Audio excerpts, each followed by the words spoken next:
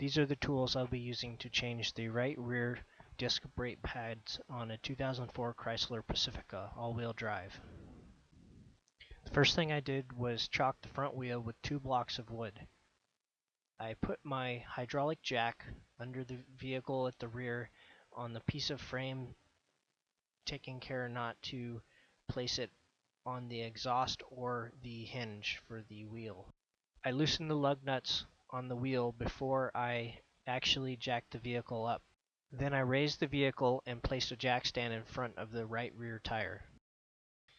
I took the lug nuts completely off, and before I removed the wheel, I marked the 1 lug nut bolt and 1 hole were for the wheel to be able to put them back on the same spot.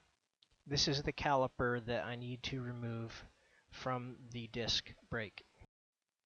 I used a 13mm socket and ratchet to remove the 2 bolts on the rear of the caliper that secures it to the rest of the wheel assembly.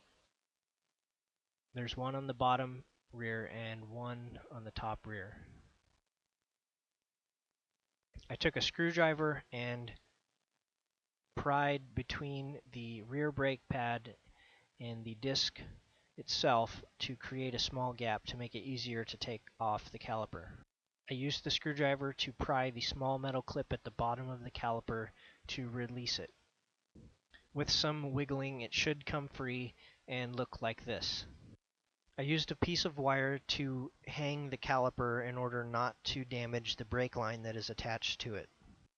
I used a screwdriver to pry on the metal flanges shown by the green arrows until they were not touching the frame. I pressed inward before lifting up to free the 2 metal protrusions from the holes in the frame. I pulled and wiggled the second brake pad until it was free from the inside of the piston. Because my new brake pads are so much thicker than my old brake pads, you need a special tool or a C-clamp to compress the piston in order for the new brake pads to fit over the disc brake. This tool for compressing the piston did not work because it was not long enough to compress it completely in. So I used a 4-inch C-clamp and that worked fine. Be careful of the grease fitting on the back of the caliper. Next, I inserted the rear brake pad into the piston cylinder. The other brake pad with the metal clip cannot be put in this way on the right rear tire. It must look like this.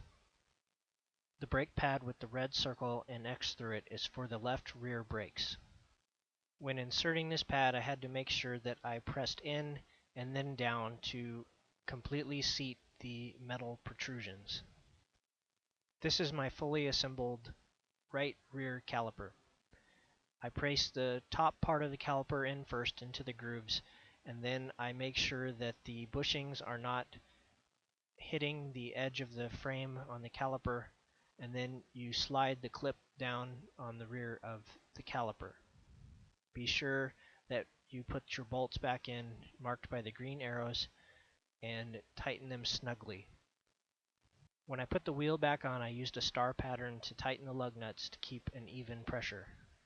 I used a 100 foot-pound torque wrench to tighten the lug nuts, and I used an extension so it didn't rub against the tire. Thanks for watching. Feel free to let me know of any improvements I can make for future videos.